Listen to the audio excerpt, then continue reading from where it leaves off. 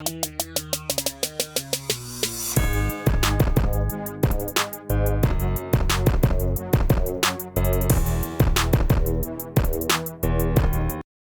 it is officially March, so you all know what that means. It's time for the madness. I'm Hunter Fillmore.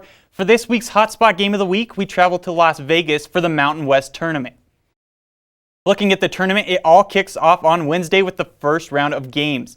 Fresno State will be taking on Air Force first. Next, New Mexico takes on San Jose State. And the last game of the day is the Border War rematch between Colorado State and Wyoming, which is the Hotspot Game of the Week. The Cowboys and Rams have met twice this year, and both times the Rams came out with the win. In the first game, it was all Rams. They outscored the Cowboys 32-19 in the first half and eventually got the victory 72-61. In that game, it was freshman David Roddy who led the team with 19 points and 13 rebounds.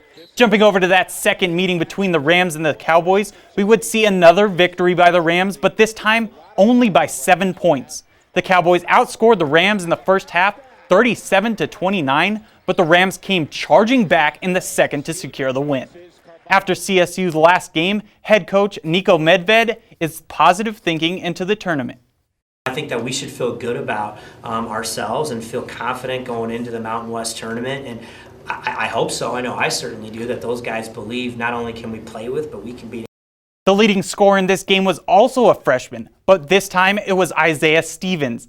And it just so happens that Stevens is your Hotspot Player of the Week.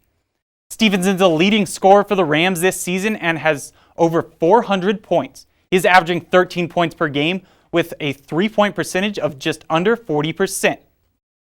Stevens has no fear when shooting the ball and can be a threat from anywhere on the court. Not to mention, if it comes down to that final shot, this is the player that you want with the ball in his hands. Steven has hit 2 buzzer beaters this season already, and with the madness of March that we all know, he might have to perform another. All the action begins Wednesday. Jessica Mendoza and Jason Ortiz will have all the updates from the tournament on YouTube at CTV 11. Ethan and Rachel, what's coming up next? Well, the CSU softball team started their weekend off strong, but it all went downhill from there. I'll recap that next. Plus, one CSU coach won a Mountain West award. I'll let you know who when we come back.